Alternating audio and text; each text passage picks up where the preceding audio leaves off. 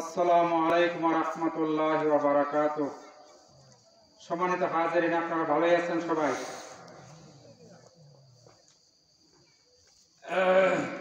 ইন্নাল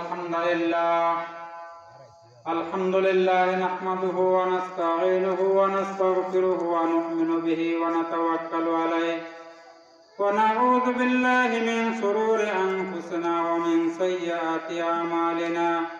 من يهدي الله فلا مضل له ومن يضلله فلا هادي له ونشهد أن لا إله إلا الله وحده لا شريك له وأشهد أن محمدا عبده ورسوله أرسله بالحق بشيرا ونذيرا وداعيا إلى الله بإذنه وسراجا منيرا.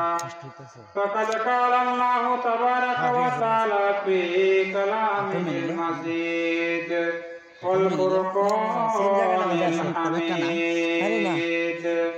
أعوذ بالله من الشيطان الرجيم. بسم الله الرحمن الرحيم. يا بني لا تشرك بالله إن الشرك لظلم عظيم. وقال النبي صلى الله عليه وسلم الجنة تحت أقدام الأمهات أو كما قال عليه الصلاة والسلام.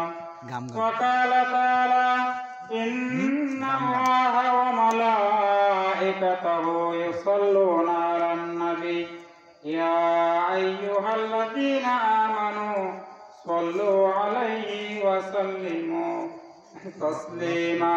সবাই একটু জোরে জোরে করে বালাগালাউলা বিকামালি কাশাবাত তুজা বিজামালি আসনাত জামিউ কিসওয়ালিহি সাল্লু আলাইহি ওয়া আলিহি. সবাই মহব্বতে পড়ি বালাগালাউলা বিকামালি কাশাবাত তুজা বিজামালি আসনাত জামিউ কিসওয়ালিহি সাল্লু আলাইহি ওয়া আলিহি. মুহাম্মদ হরগিজ না গুফতা তানা গুফতা জিবরাইল জিবরাইল হরগিজ না গুফতা তানা গুফতা রাব্বুল জালিল. বালাগালাউলা বিকামালি কাশাফাত দুজা বিজামালি আসনাতে জামিউ কিসওয়ালিহি সাল্লু আলাইহি ওয়া আলিহি. সবাই একটু জিকির করি লা ইলাহা ইল্লাল্লাহ লা ইলাহা ইল্লাল্লাহ লা ইলাহা ইল্লাল্লাহ লা ইলাহা ইল্লাল্লাহ লা ইলাহা. সবাই মহব্বতে পড়ি লা ইলাহা ইল্লাল্লাহ লা ইলাহা. বিশ্বভুবনে যাহা কিছু আছে সকলেই মানিল তাহাদের প্রভুকে, কেবলই মানুষ শুধু যে বেহুশ মানিল না তাহারা আল্লাহকে. লা ইলাহা ইল্লাল্লাহ লা ইলাহা ইল্লাল্লাহ লা ইলাহা ইল্লাল্লাহ লা ইলাহা ইল্লাল্লাহ মুহাম্মাদুর রাসূলুল্লাহ. সকলে কই সাল্লাল্লাহু আলাইহি ওয়াসাল্লাম. সম্মানিত হাজিরিন, ফতেহপুর পশ্চিম পাড়া জামে মসজিদ রুয়াইল বাড়ি কেন্দ্র নেত্রকোনার উদ্যোগে আয়োজিত বার্ষিক ইসলামী মহাসম্মেলনে আমার পরম শ্রদ্ধেয় মাতার মুকুটতুল্য সভাপতি, উপস্থিত উলামায়ে কেরাম, আমার সামনে উপবিষ্ট ইসলাম দরদি আমার পিতৃতুল্য মুরব্বিয়ানে কেরাম, যুবক ভাইরা, উপস্থিত আছে ছোট বাচ্চারা, পর্দার আড়ালে আমার পরম শ্রদ্ধেয় মা ও বোনেরা, সবাইকে দিল খোলা সালাম জানাচ্ছি। আসসালামু আলাইকুম ওয়া রাহমাতুল্লাহি ওয়া বারাকাতুহু। সালামের জবাবটা আর একটু জোরে দিলে আল্লাহ খুশি হবেন। আসসালামু আলাইকুম ওয়া রাহমাতুল্লাহি ওয়া বারাকাতুহু। সালামের জবাব দেওয়া কি ওয়াজিব, তাই না? সালাম দেওয়া কি সুন্নাত, জবাব দেওয়া ওয়াজিব। সুন্নাত আদায় করে পাবেন 90টা নেকি, আর ওয়াজিব আদায় করে পাবেন 10টা নেকি, এই হলো 100, ঠিক না? সম্মানিত হাজিরিন, আজকে আল্লাহ রাব্বুল আলামিন আমাদেরকে মহব্বত করে এই ফতেহপুর পশ্চিমপাড়া জামে মসজিদের সম্মেলনে আসার এবং বসার সুযোগ দিয়েছেন। সবাই আমরা শুকরিয়া তা আল্লাহর দরবারে শুকরিয়া আদায় করে বলি আলহামদুলিল্লাহ। আরো জোরে বলি আলহামদুলিল্লাহ। আল্লাহ পাকের দরবারে শুকরিয়া আদায় করলাম।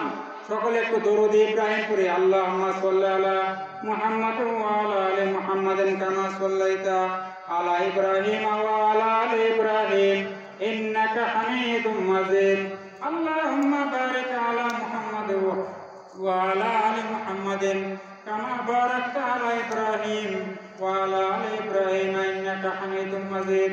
সম্মানিত হাজিরিন, আজকে আল্লাহ রাব্বুল আলামিন আমাদেরকে এখানে আসার সুযোগ দিলেন। এটা আল্লাহর একটা বিশেষ মেহেরবানি, ঠিক না? আপনারা কি বলেন, সবাই আসতে পারছে? অনেকের আসার সুযোগ হইল না এই মহাসম্মেলনে, ঠিক না? বা হয়তো সম্মেলনে আসার সুযোগ নাও হতে পারে। আপনারা কি বলেন, তাই না? আপনাদেরকে আমাদেরকে যাদেরকে আল্লাহ পছন্দ করছেন তাদেরকে আসার সুযোগ দিয়েছেন। কথা বলেন ঠিক না বেটি?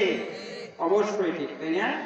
বাবাজি আমার সময় কর্তৃপক্ষ নির্ধারণ করে দিয়েছেন, এই জন্য আমি নির্ধারিত সময়ে আলোচনা শেষ করার চেষ্টা করব। আমি আপনাদের কাছে দোয়া চাই। আমি কোরআন শরীফের যে আয়াতখানা তেলাওয়াত করছি, আল্লাহর হাবিবের অসংখ্য হাদিস থেকে, বিশ্ব নবীর অসংখ্য হাদিস থেকে একটা হাদিস তেলাওয়াত করেছি। এর আলোকে আমি কিছু আলোচনা আপনাদের সম্মুখে রাখার পেশ করব। ওমা তাওফীক ইল্লা বিল্লাহ, আলাইহি তাওয়াক্কালতু ওয়া ইলাইহি উনীব। আল্লাহর কাছে তৌফিক চাচ্ছি। সুবহানাকা লা ইলমা লানা ইল্লা মা আল্লামতানা ইন্নাকা আনতাল আলিমুল হাকীম। সম্মানিত হাজিরিন, আমরা আল্লাহর প্রশংসা করে আল্লাহ কি হন? খুশি হন, ঠিক না? আমরা যখন বললাম আলহামদু, আল্লাহ পার্শ্বে দাঁড়ায় বললেন লিমানিল হামদ, বান্দা কার প্রশংসা করো? আমরা বলি লিল্লাহ, ঠিক না? আল্লাহ তোমার প্রশংসা করি। আল্লাহ আবার প্রশ্ন করেন মানিল্লাহ, কোন আল্লাহর প্রশংসা করো তুমি? আমরা বলি রব্বিল আলামিন, যিনি সারা জাহানের প্রতিপালক। জুড়ে বলেন সুবহানাল্লাহ। আল্লাহ বলেন, আমরা যখন কোরআন শরীফ পড়ি, আল্লাহ আমাদের পার্শ্বে দাঁড়ায়া, পার্শ্বে বসে আমাদের কথার জবাব দিতে থাকে। জুড়ে বলেন সুবহানাল্লাহ। আল্লাহ এত বড় মেহেরবান। আমরা পড়ি আলহামদুলিল্লাহি রাব্বিল আলামিন, সমস্ত প্রশংসা ওই আল্লাহর জন্য যিনি সারা বিশ্ব জাহানের মালিক। কথা বলেন ঠিক না বেটি? অল প্রেজ ডিউ টু আল্লাহ। সমস্ত প্রশংসার মালিক কে?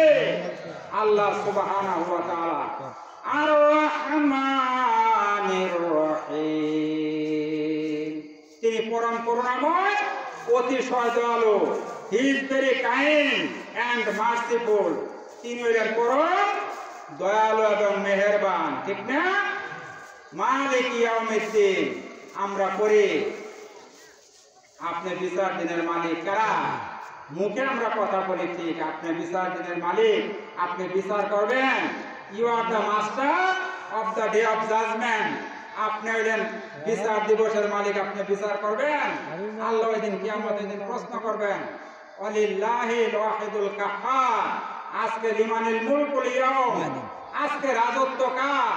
এই যে দুনিয়া আমরা যা দেখতেছি, যত ক্ষমতাশীল আমরা, আল্লাহ কিয়ামতের দিন বলবেন আজকে রাজত্ব কার হাতে? বলেন কার হাতে থাকবে? আল্লাহর হাতে, ঠিক না? সম্মানিত হাজিরিন, এই জন্য কোন ক্ষমতার দাম নাই, একমাত্র ক্ষমতার মালিক কে? আল্লাহ সুবহানাহু ওয়া তাআলা। তিনি ক্ষমতাবান, তিনি আছেন এবং ভবিষ্যতেও কি তিনি থাকবেন, ঠিক না? থাকবেন না? আল্লাহ আছেন এবং ভবিষ্যতেও কি থাকবেন। তার কোনো হি হ্যাজ নো ডাইড, তার কোনো মৃত্যু নাই। আল্লাহ কোরআন শরীফের মধ্যে বলছেন আল্লাহু লা ইলাহা ইল্লা হাইয়ুল কাইয়ুম। আল্লাহ হলেন হাইয়ুল কাইয়ুম, তার কোনো মৃত্যু নাই, তিনি চিরঞ্জীব চিরস্থায়ী। কথা বলেন ঠিক না বেঠিক? অবশ্যই আল্লাহ চিরঞ্জীব এবং চিরস্থায়ী। লা তাআখুযুহু সিনাতুন ওয়ালা নাওম। আল্লাহকে ঘুমেও স্পষ্ট করে না, তন্দ্রাও স্পষ্ট করে না, কোনো কিছু আল্লাহকে পায় না। আমরা ঘুমাই, আমরা খাই, আমরা রেস্ট নেই, সব কিছু করি, কিন্তু আল্লাহর কোনো ঘুম নাই, খাওয়া নাই। আল্লাহ বলেন বান্দারা তোমরা খাও, তোমরা ঘুমাও, আমি আল্লাহ তোমাদের জন্য ঘুমাই না। সম্মানিত হাজিরিন, মুসা আলাইহিস সালাম একদিন আল্লাহকে এই প্রশ্ন করেছিল, আল্লাহ তুমি ঘুমাও না কেন? আমি সারাদিন কাজ করে রাতের বেলা ঘুমাই, তুমি ঘুমাও না কেন? আল্লাহ কইতাছেন, মুসা 2 গ্লাস পানি দিলাম, এই পানি 2 গ্লাস লইয়া তুর পর্বত, মিশরে তুর পর্বতের উপরে দাঁড়াই থাকবো সারা রাত, সকালবেলা গ্লাস 2টা হাজির করে আমার দরবারে। এবার মুসা আলাইহিস সালাম গ্লাস 2টা নিয়ে দাঁড়াইয়াছেন। আল্লাহ বললেন মুসারে যে দরকার, কারে দরকার পেয়েছে? মুসারে।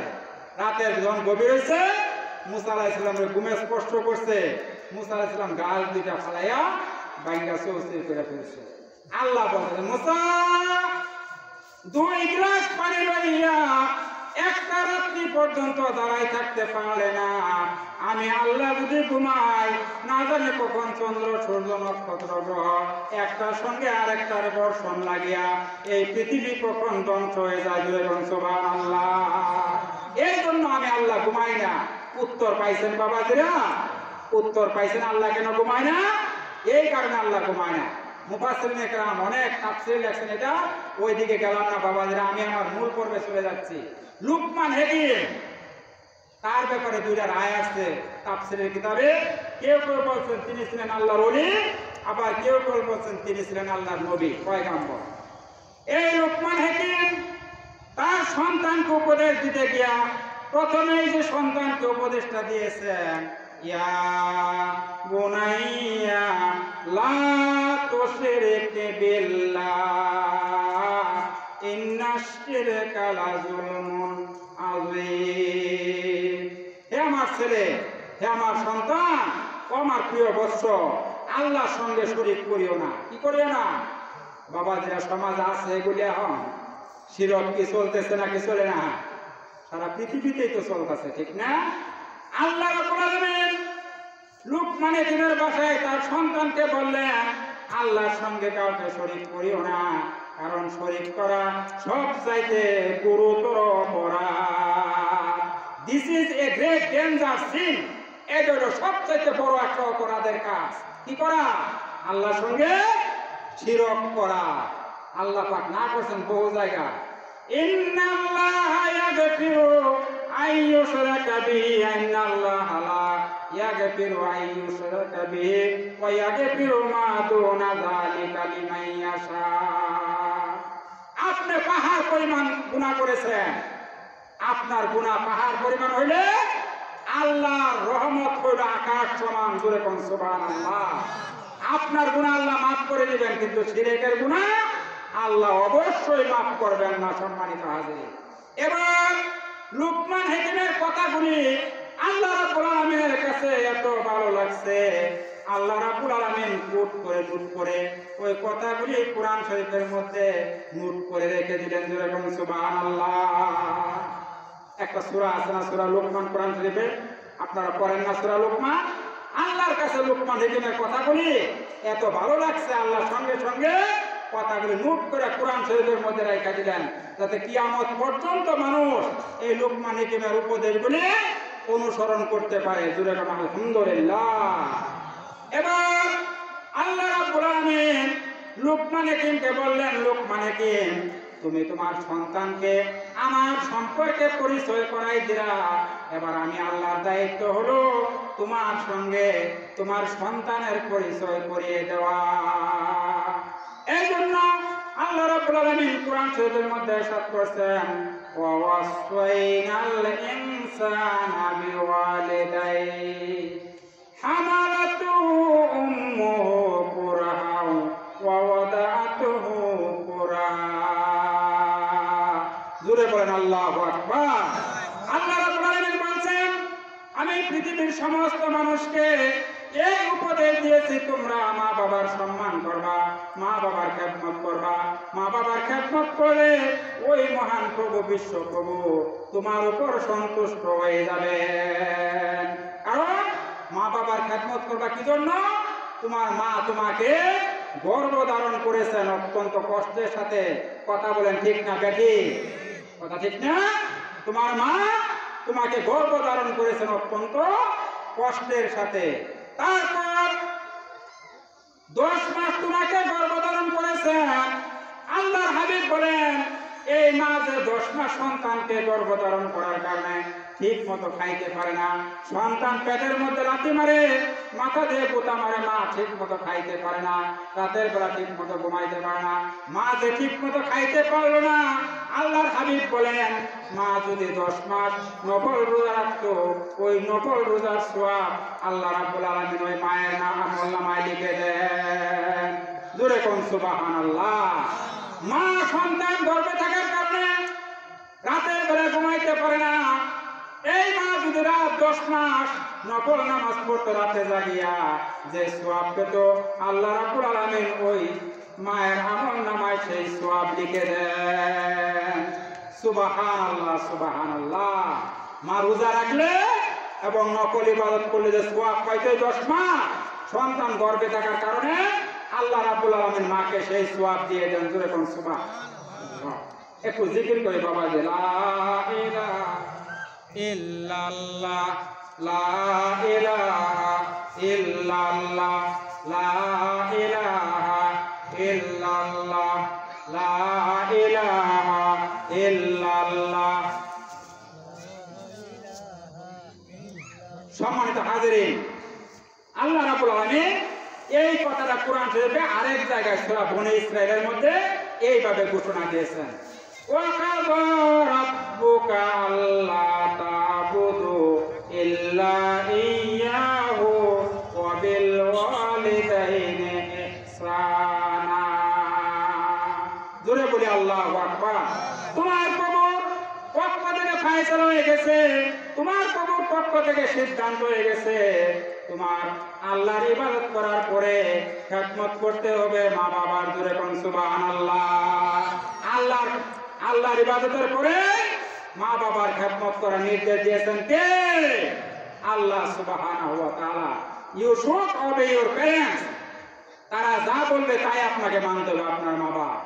সম্মানিত হাজিরিন, আল্লাহ রাসূলের দরবারে এক সাহাবী এসে প্রশ্ন করলেন, ইয়া রাসূলুল্লাহ, আবু হুরায়রা, হযরত আবু হুরায়রা, সাইয়েদনা আবু হুরায়রা রাদিয়াল্লাহু তাআলা আনহু এই হাদিসটার বর্ণনাকারী। যা রাজুলুন ইয়া রাসূলুল্লাহ সালা, ইয়া রাসূলুল্লাহ মান আহাক্কু বিহুসনি সাহাবাতি কালা উম্মুকা, কালা সুম্মা মান কালা উম্মুকা, কালা সুম্মা মান কালা উম্মুকা, কালা সুম্মা মান কালা আবুকা, কালা সুম্মা মান কালা আদনাকা, আদনাকা, মুত্তাফাকুন আলাইহি। সাহাবী প্রশ্ন করলেন, ইয়া রাসূলুল্লাহ, আমার সবচাইতে সুন্দর উত্তম আচরণ পাওয়া উপযুক্ত ব্যক্তিটাকে? আল্লাহর হাবিব বললেন তোমার মা। লোকটি আবার বলল এরপর কে? আল্লাহর হাবিব বললেন তোমার মা। লোকটি আবার প্রশ্ন করলো তারপর কে? লোকটি প্রশ্নের জবাবে আল্লাহর হাবিব তৃতীয়বার বললেন তোমার মা। তোমার পিতার উপর তোমার মায়ের হক 3 গুণ বেশি। দূরে কোন সুবহানাল্লাহ। 4 নম্বরে আল্লাহর হাবিব বলছেন তারপর তোমার মাতা পিতা। সুবহানাল্লাহ। তারপর তোমার প্রতিবেশী। সম্মানিত হাজিরিন, মুহাদ্দিসিনে কেরাম মায়ের কথা আল্লাহর হাবিব 3 বার কেন বললেন এর ব্যাখ্যায় বলছেন, মা সন্তানকে কষ্ট করে 10 মাস পেটে ধারণ করেছেন, এই হলো একটা কারণ। 2 নম্বর কারণ, যখন আমি দুনিয়াতে আসছি অর্থাৎ ভূমিষ্ঠ হয়েছি, মা জিহাদের রক্তের মতো রক্তাক্ত হয়ে গেছে, এটা আরেকটা কারণ। 3 নাম্বার আরেকটা কারণ হলো আপনাকে মা 10 মাস 2 বছর পর্যন্ত আপনাকে দুধ পান করিয়েছেন, এই হইল আরেকটা কারণ। এই 3 কারণ আল্লাহর হাবিব মায়ের কথা 3 বার উল্লেখ করেছেন। জোরে বলুন সুবহানাল্লাহ। আমরা তো আজকে মা বাপকে সম্মান করি না, হাদিয়া তোফা সব নিয়ে হাজির করি পীরের দরবারে। কথা বলার চিন্তা বেশি। আপনার সব চাইতে বড় পীর হলো আপনার মা বাবা। কে?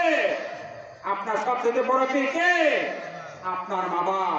খেদমত করেন, কোনদিন আপনার রিজিকের অভাব হবে না। সুবহানাল্লাহ সুবহানাল্লাহ। আল্লাহর হাবিব বলেন তিনজনের দোয়া আল্লাহ ফেরত দেন না, অবশ্যই মঞ্জুর করে থাকেন। একজন হলেন মুসাফির ব্যক্তি, তার দোয়া আল্লাহর দরবারে কবুল হয়ে যায়। আর একজন হলেন মাজলুম ব্যক্তি, ওই ব্যক্তি যদি দোয়া করে আল্লাহর দরবারে কবুল হয়ে যায়। আর একজন হলেন মা বাপ যদি সন্তানের জন্য দোয়া করে সঙ্গে সঙ্গে আল্লাহ রাব্বুল আলামিন কবুল করে নেন। সুবহানাল্লাহ, সুবহানাল্লাহ। আল্লাহর হাবিব বিশ্বনবী জনাবে মুহাম্মদ রাসূলুল্লাহ সাল্লাল্লাহু আলাইহি সাল্লামের কাছে এক ব্যক্তি এসে প্রশ্ন করলো, ইয়া রাসূলুল্লাহ, আমি আমার মাকে নিয়ে, বৃদ্ধ মা হাঁটতে পারে না, আমি কাঁধে করে গাড়ি করে নিয়ে তাকে ইয়ামেন থেকে সুদূর ইয়ামেন সফর করে মক্কা শরীফ হজ করে নিয়ে এসেছি। আমি কি হুজুর আমার মায়ের হক আদায় করতে পেরেছি কিনা? ইয়ামেন থেকে সুদূর সফর করাইয়া মক্কা থেকে হজ করাইয়া আমি আমার মাকে নিয়ে আসছি, হুজুর আমি কি আমার মায়ের হক আদায় করতে পারছি? আল্লাহর হাবিব বললেন, মায়ের হক আদায় করছো তো দূরের কথা, মা যে তোমাকে দুধ পান করাইছে এক পুরা দুধের দামও তুমি আদায় করতে পারো না। জোরে কোন সুবহানাল্লাহ। এত বড় সম্মান মা বাবা, আজকে মা বাবার সম্মান আমরা করি না। মা বাবা বৃদ্ধ হয়ে গেলে ওই মা বাবার আশ্রয়স্থল হইলে গাজীপুরের বৃদ্ধাশ্রমে। কথা বলেন ঠিক না বেঠি? মা বাপকে নিয়ে ওই গাজীপুরের বৃদ্ধাশ্রমে রেখে আসে। কপাল পোড়া মুসলমান, কপাল পোড়া মুসলমান। আল্লাহর হাবিব বিশ্বনবী জনাবে মুহাম্মদ রাসূলুল্লাহ সাল্লাল্লাহু আলাইহি সাল্লাম একদিন জিরানা নামক জায়গায় বসে গনিমতের সম্পদ বন্টন করতেছেন। এমন সময় এক বৃদ্ধা মহিলা আসলো। আসার সঙ্গে সঙ্গে আল্লাহর হাবিব নিজের গায়ের চাদরখানা বিছাই দিলেন মহিলার জন্য। মহিলা বৈশা চাদরের উপরে আল্লাহর হাবিবের সঙ্গে আলোচনা শেষ করলো। আলোচনা শেষ করার পরে মহিলা যখন চলে গেল, সাহাবায়ে কেরাম আরজ করলেন, ইয়া রাসূলুল্লাহ, ইয়া হাবিবাল্লাহ, একজন বৃদ্ধা মহিলা দেখে আপনি গায়ের চাদর বিছাই দিলেন আর সে বসে আপনার সঙ্গে কথা বললো। যে চাদরের মধ্যে আপনার স্বয়ং জিবরাইল ফেরেশতা বসার সাহস করে না, আর আপনি একজন বৃদ্ধা মহিলার জন্য ওই গায়ের চাদর বিছাই দিলেন, কি তার পরিচয়, কি তার নাম? এবার আল্লাহর হাবিব বললেন, সাহাবীরা রে, আমার মায়ের দুধ আমার কিসমতে তেমন হয় নাই, আমি আমার মায়ের স্নেহ তেমন কিসমতে জুটে নাই। যার কুলে চড়ে যার দুধ পান করে আমি বড় হয়েছে উনি হইলেন আমার দুধ মাতা হযরতে হালিমাতুস সাদিয়া। সুবহানাল্লাহ, সুবহানাল্লাহ। আল্লাহর হাবিব প্র্যাকটিক্যাল করে দেখাই দিয়েছেন কিভাবে মা বাবার খেদমত করতে হয়। কথা বলেন ঠিক না বেঠি? সম্মানিত হাজিরিন, আজকে মা বাপ বৃদ্ধ হয়ে গেলে সন্তান মা বাপকে বোঝা মনে করে। আপনারা বলেন ঠিক না বেঠি?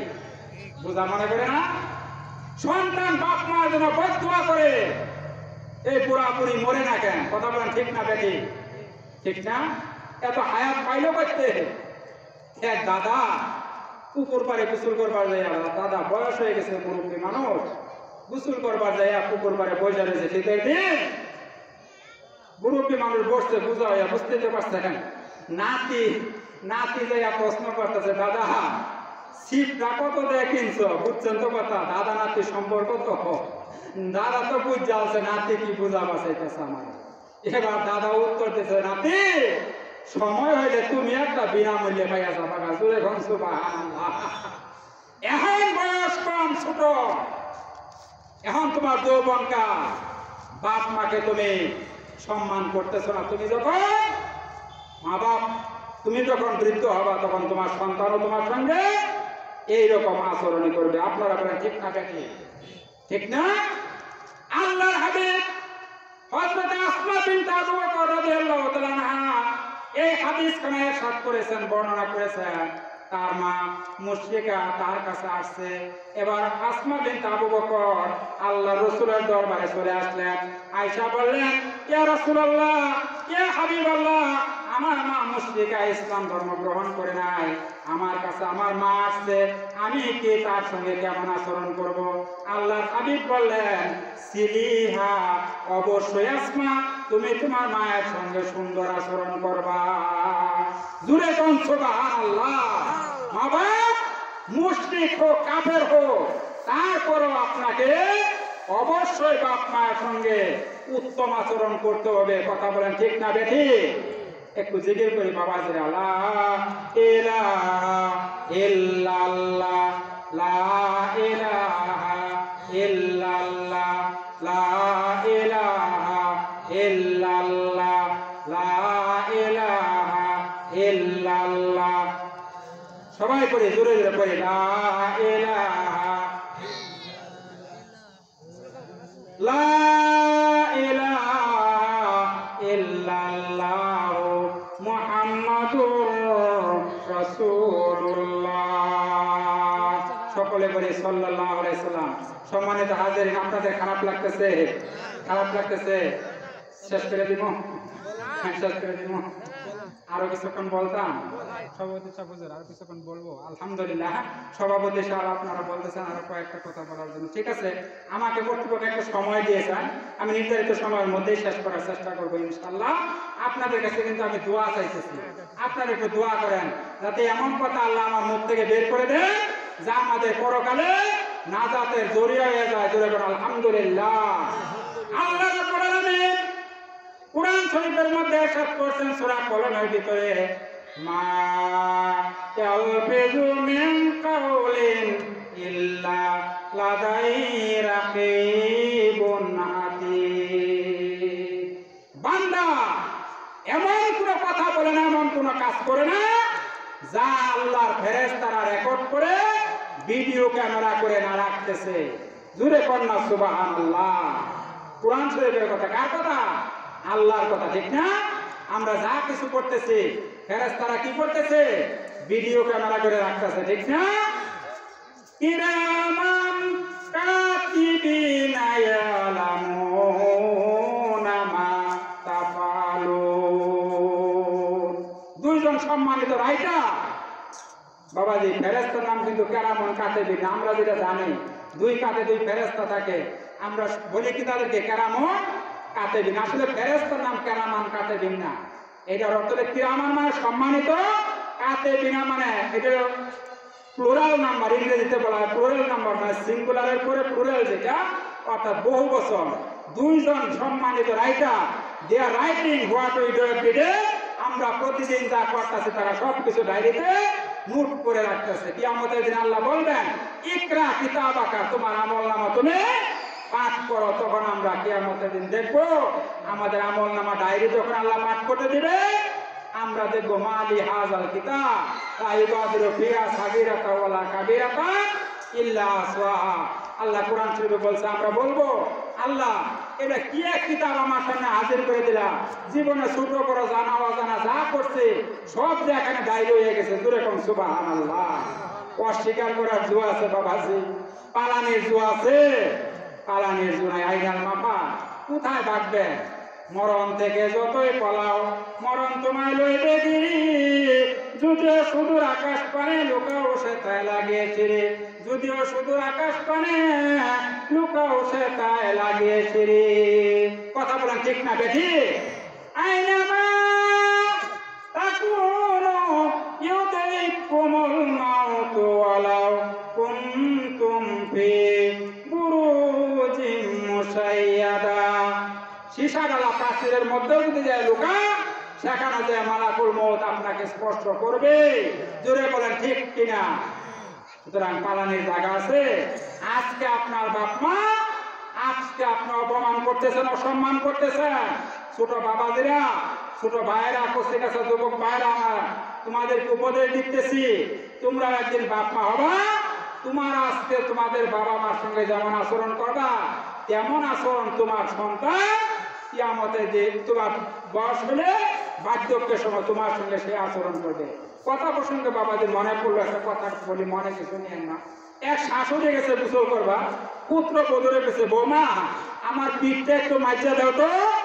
বৌমা পিঠ মাজবা চাইতেছে, আজ দিয়া বৌমার পিঠের মধ্যে খালি, মানে শাশুড়ির পিঠের মধ্যে খালি বৌমার পা উঠা করে, পা কিছুক্ষণ করে শাশুড়ি পিঠ দিকে তাকাইয়ে দেখে, মা আজ দিয়া পাও না মাইজা, পাও খালি উঠবাতে যেতে তা। এখন শাশুড়ি বলছে, বৌমা তুমি এমন কথা চোখে। বৌমা কয়, মা আমি আপনার হাত দিয়ে আপনার পিঠটা মাজবা চাইতেছি, কেন জানি আমার খালি পা উঠতে পড়তেছে। এবার শাশুড়ি কইতেছে, বৌমা তুমি তোমার পাউটাই আমার পিঠে লাগাইয়া দাও, কারণ আমি আমার জীবনে একদিন আমার শাশুড়ির লাথি মারছিলাম।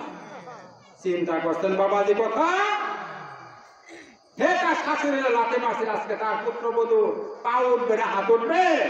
কথার কথা বাবাজিরা বললাম।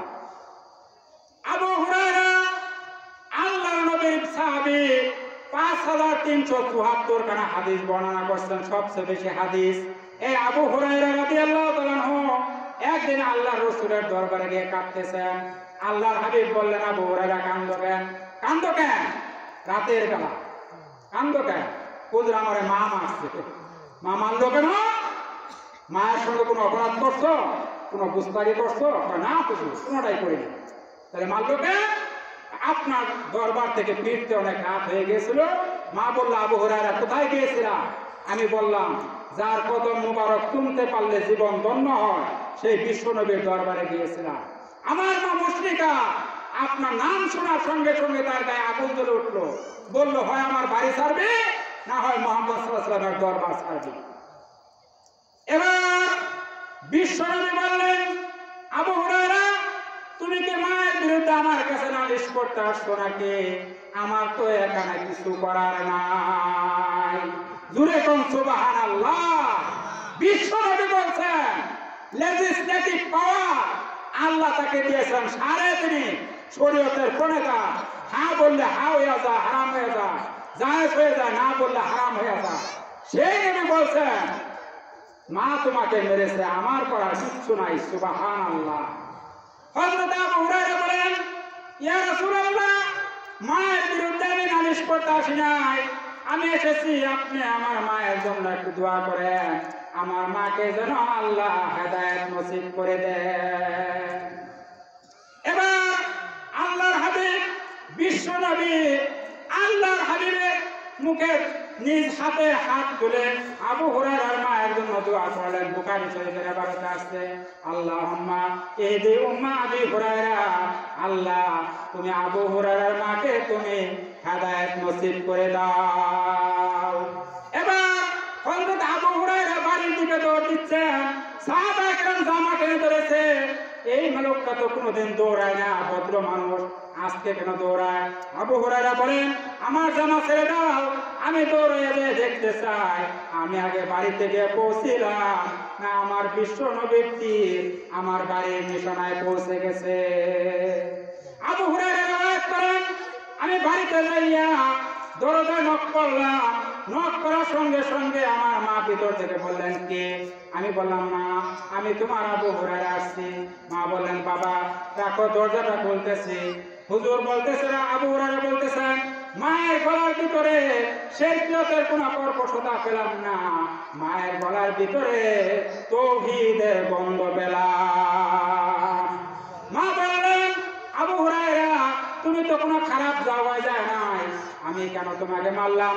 তোমাকে মেরে আমি বড় লজ্জিত হয়েছে। আবু হুরায়রা তুমি আমাকে পড়িয়ে দাও লা ইলাহা ইল্লাল্লাহু মুহাম্মাদুর রাসূলুল্লাহ। সকলে করি সাল্লাল্লাহু আলাইহি ওয়াসাল্লাম।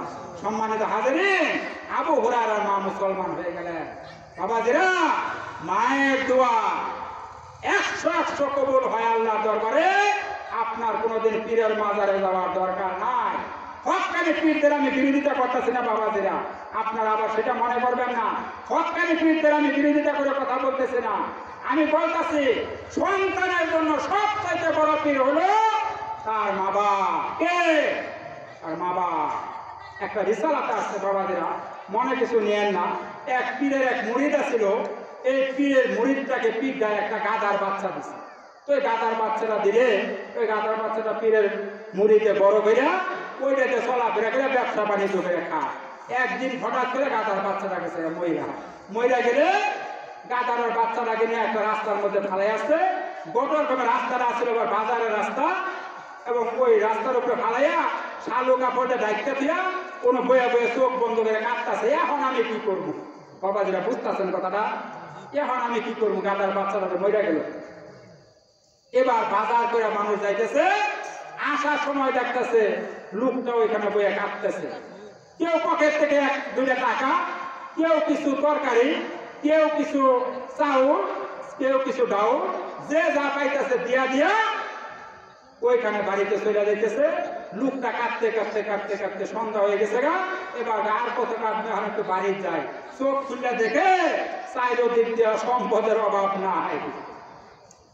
এবার কইতেছে গাদা মরলেও লাগ বাঁচলেও লাগ, নাকি হাতি মরলেও লাগ বাঁচলেও লাগ, এটাতে গাদার ক্ষেত্রে চলে, এটা তো জানতাম না।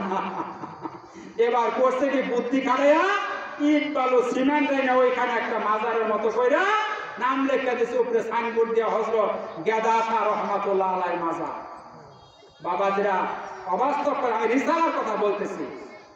প্রতি বছর মানুষ উরস করবার লেগে ওইটার দরবারে যা। এবার এক মুরিদ যে পীরকে বলছে, যার মুরিদে, ও হুজুর আপনার মাজারের আর বরকত কি, আপনার মুরিদের পীরের মাজারের মধ্যে লোকের অভাব নাই? তাই নাকি? ডাকাইছে পীরে, কি বাবা তোমার ওনার করতে কি আসলো? এই যে ঘটনাটা ঘটছে, এই ঘটনাটাই বললো। বলার পরে পীর সাপ কইতেছে, যা আমি ভাবছিলাম মনে কোন আল্লাহর ওলি আইছে, যা তোর ওইখানে যেটার কবর, ওটার মায়ের কবর হলো আমার বাড়ি। চিন্তা করছেন কারবারটা? ওই পীরে হ্যাঁ মায়ের এনে ব্যবসা করতেছে, আর এ ব্যবসা করতে বাচ্চা লাগে। এই যে দেখেন বাবাজি, আমাদের দেশে যত মাজার হয় সব নদীর তীরে, তাই না? এগুলি কেন? আপনার জন্য আপনার মা বাবা, আপনার বড় পীর, মায়েরে খাওয়া, বাবারে খাওয়া। এই আঙ্গুর বেদানার মৌসুমে আল্লাহর কসম করে বলছি, এই ডালিম বেদানার মৌসুমে আপনি একটা ডালিম ভেঙে, একটা আঙ্গুর ভেঙে মায়ের মুখে তুলে দেন, আল্লাহ রাব্বুল আলামিন আরশে আজিম খুশি হয়ে যাবে। সুবহানাল্লাহ, সুবহানাল্লাহ। মায়েরে খাওয়াও, বাপরে খাওয়াও, তোমার সবচেয়ে বড় পীর হলেন তোমার মা বাবা। আপনারা শুনছেন বায়েজিদ বুস্তামির কথা, ঠিক না? রাতের বেলা মা অসুস্থ, পানি চেয়েছে, বায়েজিদ বুস্তামি পানি আনতে দেরি হয়েছে। এবার মায়ের শিয়রে দাঁড়ায় রয়েছে, মা ঘুমাই গেছেন, ফজরের আজান দিয়ে দিছে। এবার বায়েজিদ বুস্তামির মা ঘুম থেকে উঠে বলতেছে, বাবা তুমি দাঁড়ায় রয়েছো কেন? বায়েজিদ বুস্তামি বলতেছে, মা গভীর রাত্রে পানি চেয়েছিলে তুমি, পানি আনতে আমার দেরি হয়ে গিয়েছিল, সেজন্য তুমি যদি আবার পানি চাও, আয়সা দেখে তুমি ঘুমাই পড়ছো, আবার যদি পানি চাও ঠিক মতো যদি তোমাকে দিতে না পারে, আল্লাহ রাব্বুল আলামিন অসন্তুষ্ট হয়ে যাবেন। সেজন্য মা আমি না ঘুমাইয়া তোমার শিয়রের ভিতরে মধ্যে দাঁড়ায় রয়েছি। বায়েজিদের মা ফজর ওযু করে ফজরের নামাজ পড়লেন, নামাজ 2 রাকাত নামাজ, ফজরের নামাজ ফরজ নামাজ পড়া বায়েজিদের জন্য দোয়া করলেন, আল্লাহ আমার বায়েজিদ আমাকে এতটুকু সম্মান করলো, তুমি তাকে সুলতানুল আরেফিন বানায়া দিও। মঞ্জুর হয়ে গেল তো আল্লাহর দরবারে। জুড়ে বলেন সুবহানাল্লাহ। সুতরাং মুস্তাজাবুদ দাওয়া, মা বাপ যে দোয়া করে তাহলে অবশ্যই আল্লাহ করেন কি? ওই দোয়া মঞ্জুর করে নেন। আল্লাহর কাছে কোনো কিছুর অভাব আছে বাবাজি? আপনারা বলেন কোনো কিছুর অভাব আছে? ومن يتق الله يجعل له مخرجا ويرزقه من حيث لا يحتسب ومن يتوكل على الله فهو حسبه إن الله بالغ أمره قد جعل الله لكل شيء قدرا। যে ব্যক্তি আল্লাহকে ভয় করে আল্লাহ তার চলার রাস্তা পরিষ্কার করে দেন। কি বলেন? আল্লাহ তার রাস্তা পরিষ্কার করে দেন। এবং রিজিক দেন আল্লাহ তাকে, সে অনুমানও করতে পারে না এত রিজিক আসে কোত্থেকে। জুড়ে কন্যা সুবহানাল্লাহ। সম্মানিত হাজিরিন, আল্লাহর উপর আমাদেরকে তাওয়াক্কুল করতে হবে, মা বাবার খেদমত করতে হবে।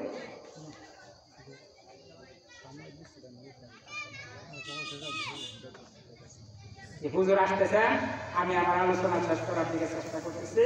আমি একটা ঘটনা দিয়ে আমরা বিপদ আপদে পড়ি, বিপদ আপদ থেকে উদ্ধার হওয়ার জন্য আমি একটা মাসলা আপনাদের শেখাই যাই। সবসময় আস্তাগফিরুল্লাহ, আস্তাগফিরুল্লাহ, আস্তাগফিরুল্লাহ এই জিকিরটা করবেন। কেন? আস্তাগফিরুল্লাহ যদি করেন আল্লাহ আপনার অনেকগুলি ফজিলতের মধ্যে একটা ফজিলতের কথা বলে, আপনার টেনশন মুক্ত করে দিবেন আল্লাহ সুবহানাহু ওয়া তাআলা। আপনারা কি করবেন? আপনার দুশ্চিন্তা দূর করে দিবেন, আপনাকে রিজিকের অভাব থেকে নাজাত দিয়ে দিবেন। ইমাম আহমদ ইবনে হাম্বল রাহমাতুল্লাহ আলাইহি, আপনি নাম শুনছেন, এই কথাটা দিয়ে বাবা যে আমার কথা শেষ করে দিচ্ছি। ইমাম আহমদ ইবনে হাম্বল রাহমাতুল্লাহ আলাইহি বিরাট বড় আল্লামা, আল্লাহকে অনেকবার স্বপ্ন দেখছেন, আল্লাহকে প্রশ্ন করছে বারবার, আল্লাহ তোমার কাছে সবচেয়ে প্রিয় জিনিসটা কি? ইমাম আহমদ ইবনে হাম্বল প্রশ্ন করলে আল্লাহ উত্তর দিয়েছেন, ইমাম আহমদ ইবনে হাম্বল, আমার কাছে সবচেয়ে প্রিয় জিনিস হলো কুরআন শরীফের তেলাওয়াত। জুড়ে বলেন কি?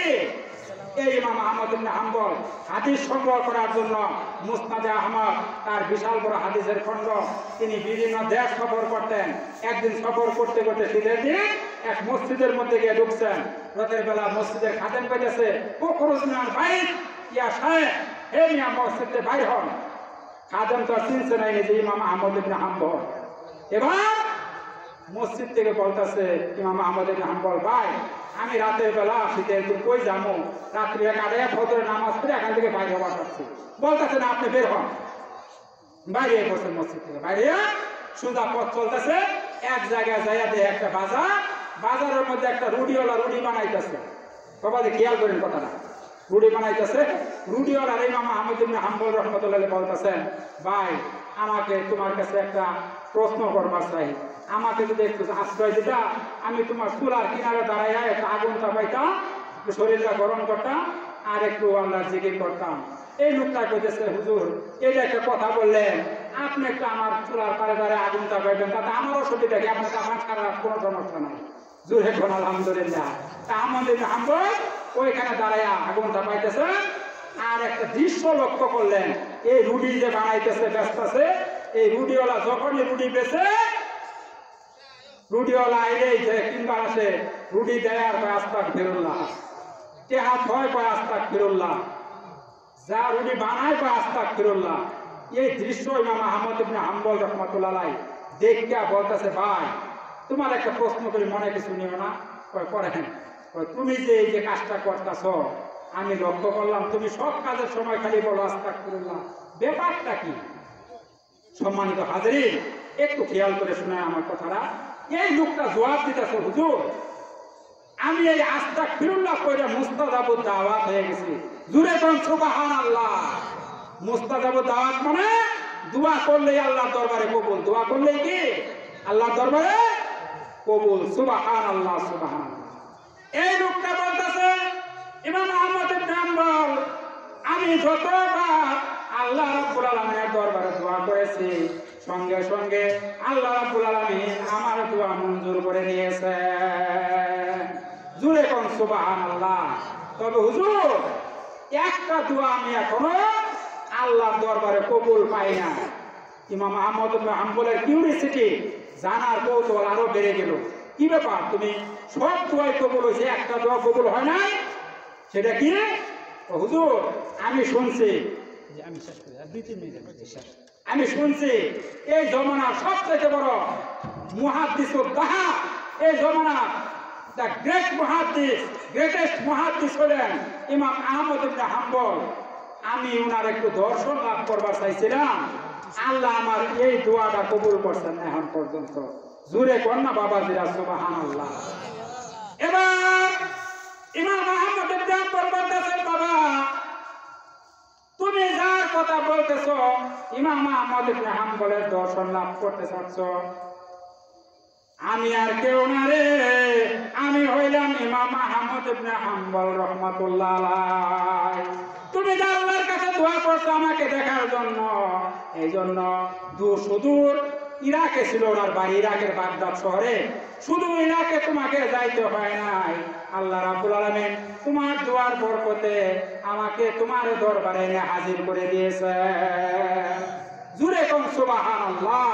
বাবাজিরা আস্তাগফিরুল্লাহ করবেন, আস্তাগফিরুল্লাহ রাব্বি মিন কুল্লি যামবি ওয়া আতুবু ইলাইহি, লা হাওলা ওয়ালা কুওয়াতা ইল্লা বিল্লাহ। একেবারে সংক্ষিপ্ত আকারে পড়বেন আস্তাগফিরুল্লাহ, আস্তাগফিরুল্লাহ এবং সুবহানাল্লাহ, আলহামদুলিল্লাহ, ওয়া লা ইলাহা ইল্লাল্লাহ, আল্লাহু আকবার। এই জিকিরগুলি করবেন নামাজের পরে। সুবহানাল্লাহ, আলহামদুলিল্লাহ, আল্লাহু আকবার 32, 33 বার 34 বার আপনি করবেন। এই আমলগুলি করবেন, আল্লাহর হাবিব বলছেন এই আমলগুলি যারা করবে, ওই যে আমি একটা আয়াতের অংশ বিশেষ তেলাওয়াত করছিলাম, আয়াতুল কুরসি পড়বে। আল্লাহ হাবিব বলছেন এই লোকটা মৃত্যুবরণ করার সঙ্গে সঙ্গে আল্লাহ তাকে জান্নাতুল ফেরদাউস নসিব করে দিবেন। সুবহানাল্লাহ। সম্মানিত হাজিরিন, আমার সময় শেষ। আমাকে কর্তৃপক্ষ এতক্ষণই বাবাজিরা সময় দিয়েছিলেন। আমি নির্ধারিত সময়ে আলোচনা আমার শেষ করার চেষ্টা করলাম। আমি বাবাজিরা আপনাদের সম্মুখে, আমি এখানে আজকে নতুন আসছি, আমার বাড়ি মুক্তাগাছা। আমি বাবাজিরা আপনাদের খেদমতে আসছি আপনাদের কাছে একটু দোয়া নেওয়ার জন্য। আপনারা আমার জন্য একটু দোয়া করবেন, আমি আপনাদের জন্য দোয়া করি। আমরা যেন আল্লাহর হুকুম মতো, রসুলের আদর্শ মতো, কোরআন হাদিসের মতো অনুযায়ী আমাদের জীবনটা পরিচালনা করতে পারি। আমরা সবাই বলি আমিন। আল্লাহ পরকালে যেন আমাদেরকে একই জান্নাতে থাকার তৌফিক দান করেন। সবাই বলি আমিন। দা কোরআন and Sunnah, the way of জান্নাহ। কোরআন এবং সুন্নাহই হলো জান্নাতে যাওয়ার একমাত্র পথ। আমরা সেই কোরআন এবং সুন্নাহকে আঁকড়ে ধরে আমাদের জীবন পরিচালনা করার চেষ্টা করব। বাবাজিরা, আমার কথায় কষ্ট হয়ে থাকলে আমাকে মাফ করে দিবেন। আমি আপনাদের কাছে দোয়া চাই, আমি আপনাদের জন্য দোয়া করি। আমার মা বোনেরা আমার কথা যারা শুনলেন, মাইকের আওয়াজ ততদূর পর্যন্ত গেছে, আমি মা বোনদের কাছেও দোয়া চাই। আমি যেন আপনাদের খেদমতে আমি দিনের খেদমতে আল্লাহ পাক আবারও যদি আসার সুযোগ করে দেন, আমরা সবাই বলি আমিন। তো আখিরে দাওয়ানা আলহামদুলিল্লাহি রাব্বিল আলামিন। আসসালামু আলাইকুম ওয়া রাহমাতুল্লাহি ওয়া বারাকাতুহু।